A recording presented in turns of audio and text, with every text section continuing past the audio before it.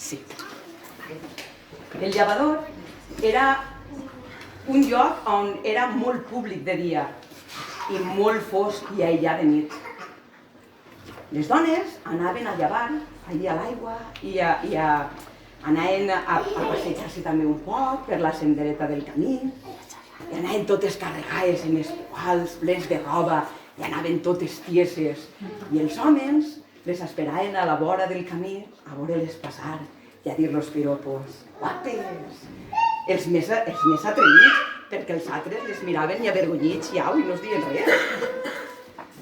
I res. Anaven totes al llevador. I com estava tan apartat, les mares es dient a les filles: no aneu al llevador de nit. Però les filles dient: com que no?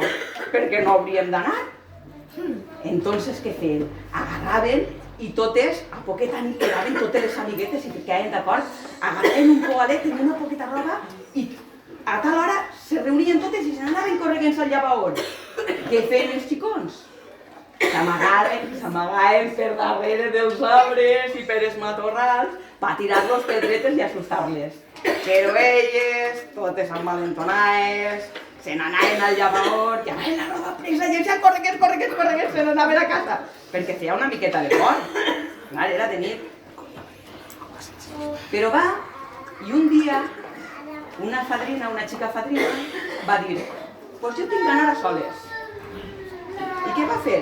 Tot envalentonat, preparar un poalet, en un llençolet, el deixar i amagar perquè sa mare no el vegera, i quan se va fer de nit fosc, que ja era ben tard, a poquet, se n'així de casa, tancar espallet, passar la clau, i allà que se n'anà, camí avall. I anava caminant ella soles per el carrer. No vull res. Quan en seguida per el campanar comença ding, dong, ding, dong. Però com ella anava tan assustada, tenia un poquet de por. Ella se queia la valentona, però dins d'ella tenia por. No compta les campanes. I diu: ai, ara no sé quina hora és. Però en això, que passa un home, cruzar el carrer, i ella li va dir: per favor, home, me podria dir l'hora? I allà que l'home es girà per dir-li l'hora, tot solen es girà i li va dir: les 3. Ai, mare. Estic en borro ja. Alçant el labio i arrugant el nas. Aixina, les 3. Però la valenta, no us penseu que la fadrina es va fer la valenta i va dir: no me tinc que assustar, al llevador que me'n vaig. I ala. I es deixa l'home enrere i ella que se'n va anar. I quan ja passa el poble, que ja anava per el camí, deixar el poble cap darrere i per el camí cap avall del llevador.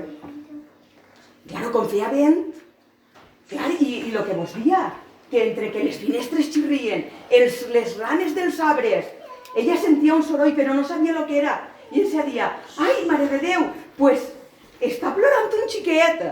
No, no pot ser, serà del ruïdo del vent que fa, que te porta del poble, no? I aquests ruïdos que se senten allà lluny, però ella seguia caminant. I sentia cada vegada més el soroll més... Sí, i dia: allà, sí que plora un xiquet. Ai, com pot ser això que plora un xiquet? Així a la vora del camp. I de sobte es troba una criatura, tota enrotllada en una flassada, un xiquet. I ella diu: ai, mare de Déu, senyor, sí que és un xiquet que està plorant. I el xiquet vinga al plor: mare de Déu, senyor, qui ha deixat esta criatura així? I se l'agarra al braç: fill meu, no plores, per què plores? Mira que cosa més bonica. I allà que se queda mirant-lo i en seguida diu: ai, si té una cosa blanca en la boca. Ostres, si té la boca plena de dents. I en seguida el xiquet se queda mirant-la i ens diu: i queixals també. Ai, mare. No m'he sentit. I aquests queixals llargs, punxollosos, rovellats i florits. Per tots s'ha dit de florit. I la fadrina, tota assustada, agarra i què va pensar? La molla, pam, li pega un bat i en fa pam, un tro. I en seguida se sentí tot com esclatar i un olor a foc, molt sospitós, molt olor a foc. El xiquet desaparegué. Què seria? Ah, què es penseu? Que se'n va tornar a casar? No. Lenta ella. No, després del susto que s'havia dut la deshonra, pues no se'n va tornar a casa. I allà que se'n va anar al llevador. Ara això sí, quan va plegar al llevador, les mans estaven tremoloses, perquè en realitat sí que tenia por, però ella havia dit que anava a llevar la roba i que se'n va anar a llevar la roba. Xica, què vos ha paregut? Això no ho feu vosaltres, eh? Com a molt fiqueu la llevadora i prou, Si m'apure. Pues bueno. Pues bueno, quan t'aplegà el llevador, en les mans totes tremoloses, tragué el llençoler del poal i es ficà a fregar. I de sobte sentí una presència i va dir: ostres, ahí hi ha algú. Però com ella volia fer-se la valenta fins al final, ahí estava fregant. I mirà de reull i aparegué una velleta en les mans totes armentoses, en els dits llargs i ossuts, tots durs, secs. Ella tota llargueruda, tota de dol, amb un mocaor al cap que no se li veia la cara. Era una monja! Xica, que és de fora! És que les monges van por si set de nit.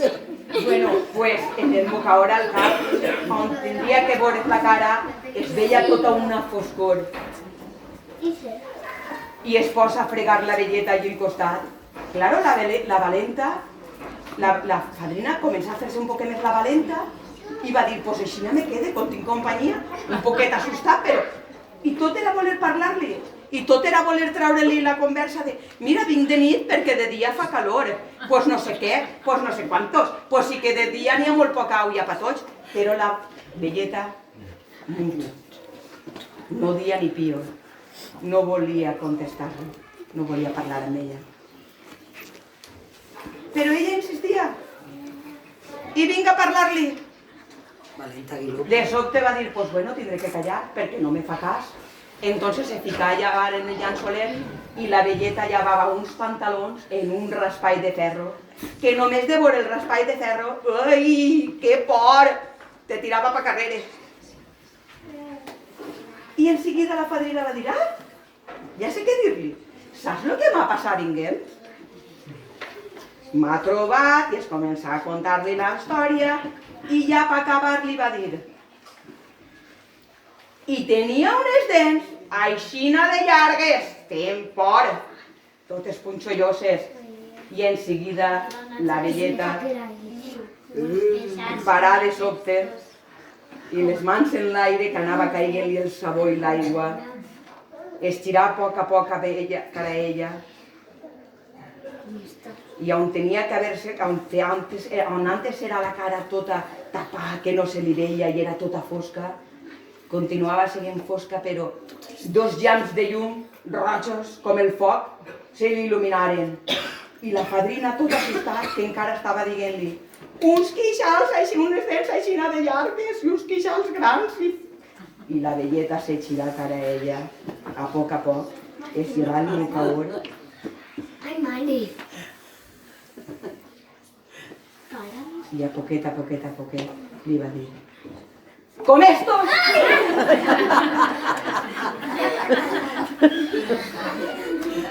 Hola.